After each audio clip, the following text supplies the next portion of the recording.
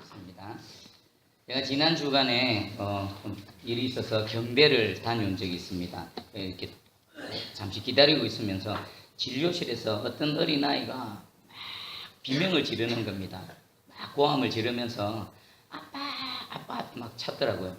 그럼 뭐 도대체 진료를 어떻게 하고 어떻게 시술을 어떻게 하는지 모르겠는데 아이가 막 아빠 아빠 부르는데 그 부르는 소리를 듣는 순간 제 가슴에 빵 하고 치고 들어왔습니다.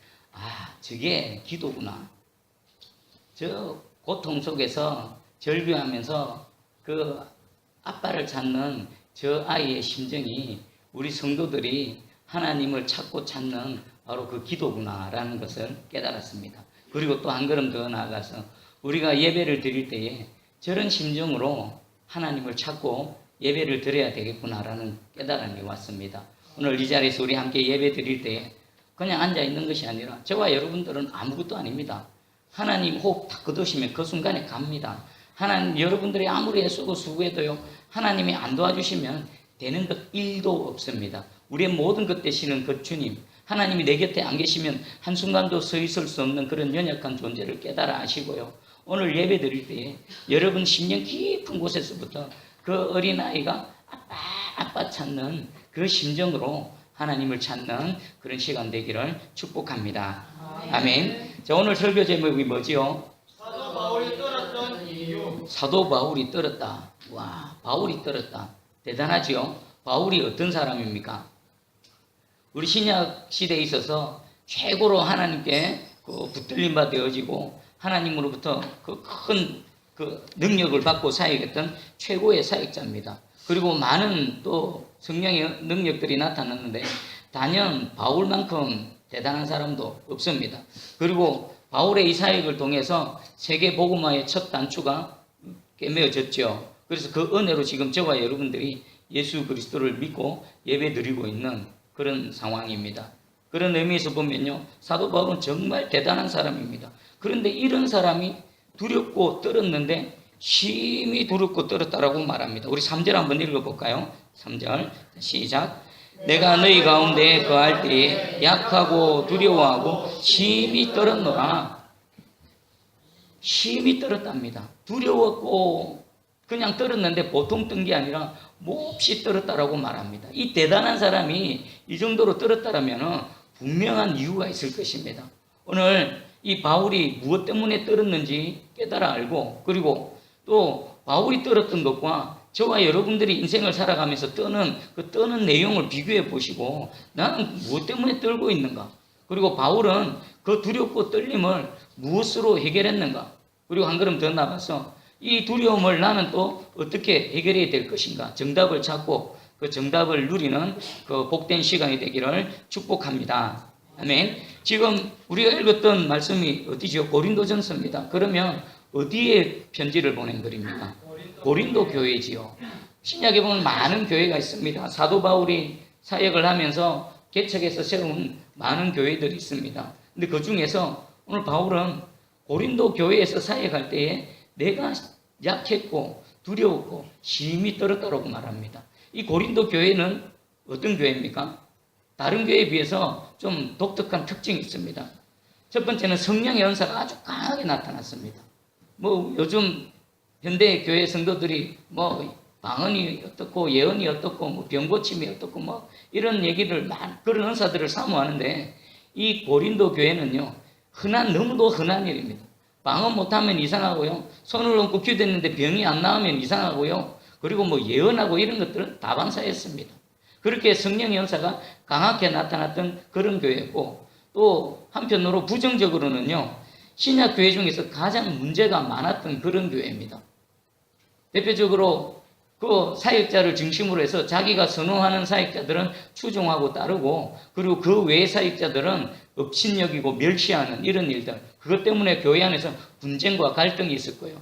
또 세상에도 없었던 그 음행의 문제들, 그리고 또 그 교회 안에서 성도들 간에 분쟁이 있었을 때에 그 하나님의 일들을 하나님 교회 안에서 해결하지 않고 세상 법정까지 내놓고 소송하고 분쟁하는 이런 문제들, 그리고 또 우상의 재물을 먹는 이런 일, 하여튼 있을 수 있는 모든 문제들은 이 고린도 교회 안에서 다 발생했습니다. 저는 모린도 교회 교인들의 기질이 참 강하구나. 여러분, 성령의 은사는요, 좀 뭔가 강한 사람들에게 임합니다. 조용조용하게 기도하고요, 조용조용하게 찬양하는 사람들에게 안 나타납니다. 막 부르짖고요, 하나님 그 나무 저 산에 올라가서 소나무라도 뽑아야 되는 이 정도 기질이 있어야 성령의 은사가 강하게 임하고, 또 분쟁이 있었을 때 뒤로 물러나지 않고 고집을 부리고 끝까지 자기 주장을 관철시키려고 하는 이런 사람들은요, 그 안에 보면 기질이 아주 강합니다. 자, 이런 교회에서 사도 바울이 이제 사역을 했습니다. 그러면 그냥 인간적인 관점에서만 봐도 이 만만치 않았겠구나, 사역이 쉽지는 않았겠구나 라는 것을 알 수가 있습니다. 근데 바울은 이것 때문에 두려워하지 않았습니다. 진짜 바울이 두려워했던 이유가 있습니다. 우리 4절하고 5절을 한번 읽어보겠습니다. 시작. 내 말과 내 전도함이 설득력 있는 지혜의 말로 하지 아니하고 다만 성령의 나타나심과 능력으로 하여 너희 믿음이 사람의 지혜에 있지 아니하고 다만 하나님의 능력에 있게 하려 하였노라. 아멘. 바울이 두렵고 떨었던 그 이유를 4절과 5절에 자세하게 설명하고 있습니다. 그 이유가 뭡니까? 내가 전하는 말과 내가 전하는 이 전도, 하나님의 도가 설득력 있는 지혜의 말로 하지 않고, 설득력 있는 지혜의 말은 뭡니까? 사람의 언변이겠죠. 다양한 대단한 언변, 또 뭐 표현력 이런 것들을 통해서 하는 것이 아니라 다만 무엇으로 하기를 원했다고요? 성령의 나타나심과 능력으로 하기를 원했던 겁니다. 그러면 자신이 하나님의 말씀을 전하고 예수 그리스도께서 가르쳐 주셨던 그 도를 전할 때에 무엇이 안 나타날까봐 두려웠던 겁니까? 성령의 능력이 안 나타날까봐 두려웠던 겁니다. 그리고 5절에도 보면요, 너희의 믿음이 사람의 지혜에 있지 아니하고 다만 하나님의 능력이 있게 하려 했다. 이 믿음은 어떤 믿음입니까? 이 믿음이 있느냐 없느냐에 따라서 무엇이 결정됩니까? 믿음. 이 믿음이 있느냐 없느냐에 따라서 구원이 결정되어지는 겁니다. 구원이. 그러면 사도 바울이 말하는 이 믿음은요, 사람의 지혜에 있는 것이 아니라 사람이 말로 해서 설득해서 잘 설명해서 이렇게 해서 생겨나는 믿음이 아니라 무엇에 의해서 이 믿음이 생겨나야 된다고요? 하나님의 능력에 의해서 이 믿음이 생겨나야 이 믿음이 참 믿음이고 구원 얻는 믿음이 되어진다는 것입니다. 바울은 한마디로 뭡니까? 자신의 사역에 있어서 사람의 지혜, 세상의 지혜, 대단하고 좋은 것 이런 것들이 아니라 오직 하나님의 능력에 의해서 하나님의 사역을 수행하기를 원했고, 이것이 안 나타나면 어떻게 될까요? 생명의 구원의 역사가 일어날까요? 안 나타날까요? 안 일어나는 겁니다. 안 일어나. 이것 때문에 바울은 심히 두렵고 떨었다라는 것입니다. 지금 하나님의 말씀을 제가 전합니다. 만약에요, 이 전하는 하나님의 말씀 가운데 성령의 능력이 함께 하시지 않으시고요, 성령이 나타나시지 않으면 오늘 우리가 드리는 이 예배는 아무것도 아닙니다. 오늘 우리가 예배 드릴 때에 모든 순간순간마다 찬양하고 기도하고 말씀 전하고 또 전하는 저와 그리고 듣는 여러분들에게 성령의 나타나심과 성령의 능력이 아니고서는요, 그냥 인간들이 모였다가 잠시 가는 그런 인간들의 모임에 지나지 않을 것입니다. 바울은 이것이 두려웠다는 겁니다. 그리고 저도 이것이 두렵습니다. 너무나 두렵고 떨립니다. 하나님의 사역을 수행한다라고 하는데 정작 생명의 역사가 안 일어나고 오늘 한 사람이 그저 왔다가 그냥 마당만 밟고 그냥 가버리는 이런 일이 일어날까봐 두렵고 떨림으로 하나님 앞에 서 있고요, 하나님의 사역을 수행하고 있습니다. 그래서 사도 바울이 이 두렵고 떨리는 마음으로 하나님께 기도했던 것처럼 주여 오늘 이 사역 가운데 하나님의 능력이 함께해 주시옵소서. 이 작은 종이, 이 부족한 종이 인간의 언어 얼마나 제한적이고 한계가 있습니까? 무한하신 하나님을 대언해야 되는데 하나님 이 제한된 언어 가운데, 이 제한된 능력 가운데 성령의 능력이 함께하여 주셔서 하나님의 사랑을 입은 자들에게 하나님의 능력으로 역사하여 주시옵소서. 이렇게 기도하는 마음으로 저는 말씀을 전합니다. 사도 바울의 마음이 바로 이 마음일 것입니다. 우리 세상의 지혜를 한번 생각해 볼까요? 세상의 지혜. 세상에 보면요, 유튜브 동영상이나 이런 데 보면 그 인기 있는 강사들이 있습니다. 제가 가끔씩 보는 그런 그 강사가 있는데 혹시 그 포프리쇼 하시는 김창옥 교수님 아십니까? 그분의 이 강의를 많이 듣습니다. 그분은 세상 사람들에게, 그분도 기독교인이거든요. 그리고 대학교에서도 기독교에 관련된 그런 강의를 학생들에게 전하는 분입니다. 그분이 어찌하든지 이 사람들에게 마음의 위로를 주고 또 소망을 주기 위해서 애쓰시면서 그 밑바탕에 예수 그리스도를 전하려고 하는데 한계가 있더라고요. 대놓고 말을 못해요. 그 안에는 뭐 불교를 가진 사람, 다른 종교를 가진 사람 많기 때문에 그분들의 반감을 사지 않기 위해서 하여튼 조심스럽게 전하지만 한계가 있습니다. 그리고 또 여러분 김제동의 톡투유 혹시 보십니까? 뭐 찾아서 보진 않지만 가끔 이제 TV 틀다 나오면 그것을 봅니다. 얼마나 재치가 있고 센스가 있고 유머가 있는지 모릅니다. 그리고 그 수많은 사람들이 그 한 사람이 이 진행해 가는 것을 통해서 울고 웃는 그 모습을 통해 야, 대단하구나. 정말 대단하다.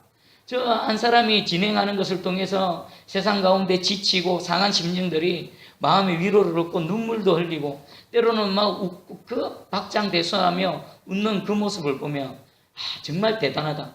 그런데 제가 말씀드린 이 김창욱 교수님의 포프리쇼나 김재동 씨의 이 톡투유는 한계가 있습니다. 어디까지입니까? 그냥 거기까지입니다. 거기까지. 더 못 갑니다. 비록 사도 바울이 지식으로서는 뛰어나지만 언변으로서는 어눌했습니다. 어눌한 말솜씨. 거기에다가 설교는 또 얼마나 깁니까?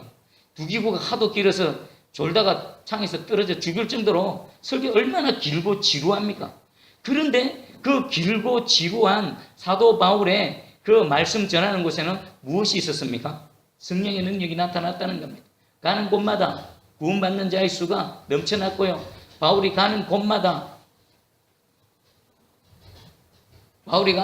교회가 세워졌고요. 놀라운 일들이 일어났던 것입니다. 그럼 세상의 이 지혜로서 아무리 유튜브 영상에서 수만 그 조회수가 있고 수십만 조회수가 있다 하지만 그곳에는 뭐가 없습니까? 생명이 없습니다. 구원이 없습니다. 오직 어디에만 생명이 있고 구원이 있습니까? 하나님의 말씀. 지금 이곳에서만 생명이 있고 구원이 있다라는 것입니다. 그래서 바울은요, 우리 사회에 갈 때에 생명의 역사가 나타나기를 위해서 성령의 나타나심과 하나님의 능력을 간절히 구했던 겁니다. 그리고 바울은 또 이렇게 부들부들 떨었던 또 다른 실질적인 이유가 있습니다. 바울이 고린도 교회에 사역하기 이전에 그 전에 아덴에서 전도 사역을 했습니다. 아덴이 지금의 어디일까요? 그리스 아테네입니다. 그리스 아테네. 여러분 아테네 하면 뭐가 생각납니까? 신화 또 아테네. 그리스는 철학의 본산지 아닙니까? 거기에는요, 그 아테네에는 우리가 잘 아는 에피쿠로스 학파와 스토아 학파들이 그렇게 막 철학을 공부하고 서로 토론하고 논쟁하는 바로 그 도시였습니다. 그곳에서 사도 바울이 복음을 전할 때에 이 아테네에 딱 갈 때 바울은 기대감을 갖고 갔습니다. 어떤 기대감일까요? 한번 내가 이 논쟁을 해서 한번 이겨보겠다. 바울이 어떤 사람입니까? 유대인들이 어릴 때부터 교육을 할 때에 토론하는 문화 가운데서 교육을 합니다. 묻고 답하고 또 묻고 답하고 회당에서 그렇게 훈련을 받은 사도 바울은 토론과 말로서 이 쟁론을 벌이는 데 있어서 누구보다도 자신이 있었습니다. 그뿐입니까? 헬라 철학에 있어서도 아주 전통한 사람이었습니다. 거기에다가 하나님의 말씀을 무장하고 있으니 어디에 가도 든든하고 내가 누구와 논쟁을 벌여도 이길 수 있다. 그래서 사도 바울은 이 아덴에서 사역을 할 때에 이 마음으로 사역을 했던 겁니다. 세상의 지혜로 그들이 각 자랑하는 그 지혜로 내가 한번 꺾어보리라 라고 했었습니다. 소개해 드릴게요. 사도행전 17장 16절 18절입니다. 바울이 아덴에서 그들을 기다리다가 그 성에 우상이 가득한 것을 보고 마음에 격분하여 회당에서는 유대인과 경건한 사람들과 또 장터에서는 날마다 만나는 사람들과 변론하니 어떤 에피쿠로스와 스토아 철학들도 바울과 쟁론할세 어떤 사람은 이르되 이 말쟁이가 무슨 말을 하고자 하느냐 하고 어떤 사람은 이르되 이방 신들을 전하는 사람인가 보다 하니 이는 바울이 예수와 부활을 전하기 때문이러라. 아멘.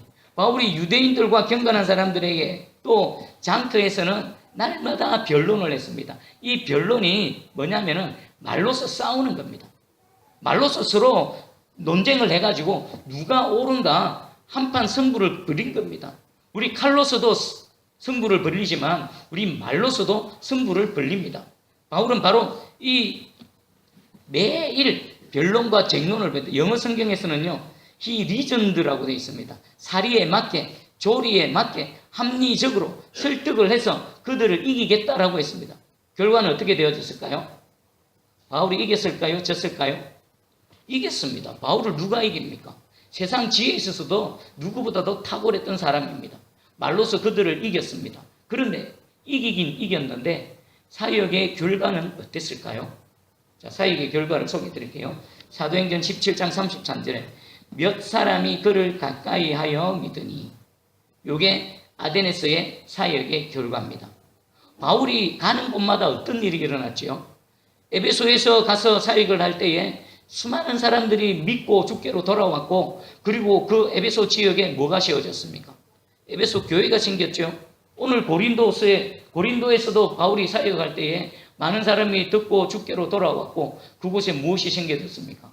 고린도 교회가 생겨졌습니다. 바울이 가는 곳마다 하나님의 교회가 세워졌는데, 아덴에서는 그냥 몇 사람이 그를 가까이 하여 믿으니, 여기서 끝입니다. 아덴 교회 있습니까? 없습니까? 없습니다.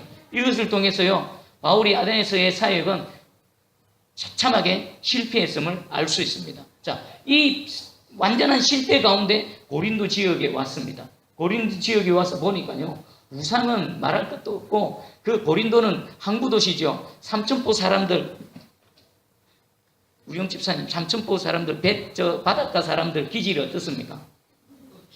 억세죠. 못 이깁니다. 못 이깁니다. 삼천포에서는 돈 자랑하지 말고 주먹 자랑하지 말라 그랬죠. 고린도 교회도 마찬가지입니다. 우상이 가득하고 항구 도시에다가 또 그 사람들의 기질이 얼마나 억센지 그런 두려움도 있었지만, 지금 아테네에서 실패한 이 실패로 마음이 아주 약해져 있었습니다. 과연 이 고린도에서 이 상황 속에서 내가 잘할 수 있을까? 근데 이 복음의 사역은 바울의 힘으로, 바울의 능력으로 합니까? 누구 힘으로 합니까? 하나님의 능력으로 하는 겁니다. 하나님의 능력으로 하는 겁니다. 그래서 바울은 다른 어떤 지역에서보다도 이 바로 실패한 그 실패자로서 하나님 앞에 엎드려진 겁니다. 하나님의 능력이 안 나타나시면, 하나님의 성령으로 함께 해주시지 않으시면 아무것도 되어지지 않습니다. 주여 도와주시옵소서. 그 심정을 우리 2절에 잘 표현하고 있습니다. 2절 한번 읽어봅니다. 시작. 내가 너희 중에서 예수 그리스도와 그가 십자가에 못 박히신 것 외에는 아무것도 알지 아니하기로 작정하였음이라. 아멘. 바울이 고린도 지역에서 사역을 할 때 무엇을 작정했습니까? 작정은 결단입니다. 내가 이것으로 사역하겠다. 뭐요? 오직 예수 그리스도와 그가 십자가에 못 박히신 것 외에는, 그 외에는 어떤 것도 자랑하지 않을 뿐만 아니라 그 어떤 것도 붙들지 않겠다라는 겁니다. 오직 복음의 근원, 복음의 진수 되시는 예수 그리스도와 그가 십자가에 못 박히신 것, 이것 외로는 무엇으로도 사역하지 않겠다라고 결단을 했던 것입니다. 자, 오늘 우리 강단에서 하나님 말씀이 선포되어지고 있습니다. 오직 예수 그리스도와 그 우리 주님이 십자가에 못 박히신 것, 그것으로 하나님 말씀이 선포되어지기를 축복합니다. 그리고 그뿐입니까? 우리 교회에 사역을 합니다. 전도도 하고요. 지금도 이 온 세상에 퍼져나가 있는 우리 선교사님들 선교 사역을 수행할 것입니다. 무엇 갖고만 사역해야 된다고요? 예수 그리스도와 십자가, 그것만 가지고 사역한다는 겁니다. 그리고 하나님의 백성으로서 살아가는 저와 여러분들은 또 우리 삶 가운데 무엇 붙들고 살아가야 됩니까? 오직 예수 그리스도와 십자가만 붙들고 살아가시기를 주님의 이름으로 축복합니다. 아멘. 자, 그러면 바울이 두렵고 떨었던 이유가 분명해졌습니다. 하나님의 능력이 나타나지 않을까봐, 하나님이 나와 함께 하시지 않을까봐, 하나님의 성령이 나를 떠나가실까봐, 그것 때문에 두렵고 떨었습니다. 이 누구의 고백하고 비슷하지 않습니까? 범죄한 다윗이 주의 성신을 내게서 거두지 마십시오. 이것과 비슷합니다. 자, 그러면 저와 여러분들은 무엇 때문에 지금 두렵고 떨고 있습니까?